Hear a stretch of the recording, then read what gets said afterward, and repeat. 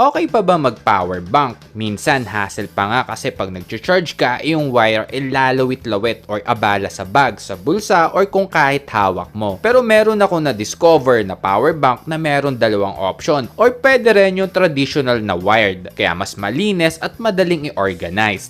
At isa sa napansin ko dito ay yung good-looking na aesthetics. So ang una nating tanong, pagbili mo, ano ang nasa loob ng box? Sa loob, nasa bungad agad itong Type-C to Lightning cable. Sa pinakaloob itong maliit na information paper, pero di mo ito mapapakinabangan kasi nga Mandarin ang nakasulat.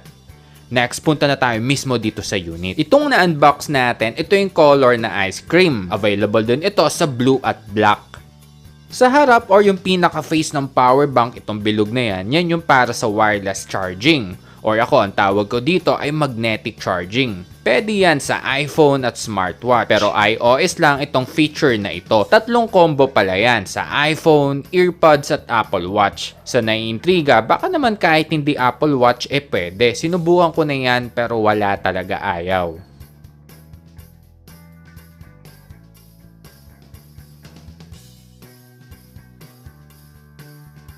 Moving on, sa ilalim itong dalawang lightning port. Tapos dito sa ilalim na merong cover, ito yung sa Type-C port. So okay kasi malinis.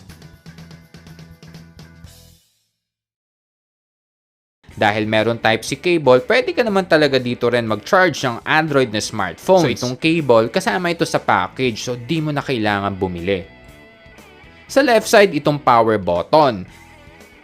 Sa right side, walang nakalagay, ganun din sa taas.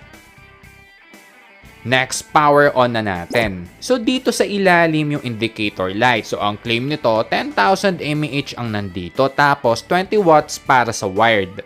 15 watts naman para sa wireless or magnetic. So test muna tayo dito sa wired. Meron ako ditong Android phone na 5,000 mAh na supported na 90 watts. Nasa below 20% battery na ako nung nag-start. Na full ito ng 1 hour at 26 minutes. Next naman dito sa 120 watts.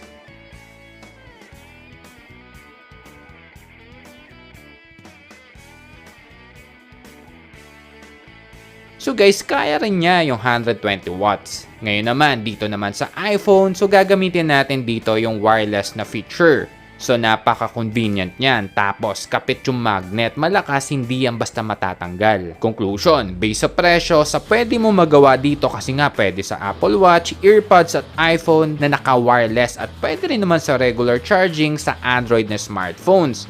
So bakit hindi? Sa akin, green flag ito. At halata naman yung market nito ay sa mga Apple users. So di talaga pang masa, kaya gets ko naman na ganito ang presyo ng mga quality na accessories tulad nitong power bank. Kaya kung tutusin kumpara sa iba, mura na rin naman talaga ito. At halata mo rin na maganda yung build quality.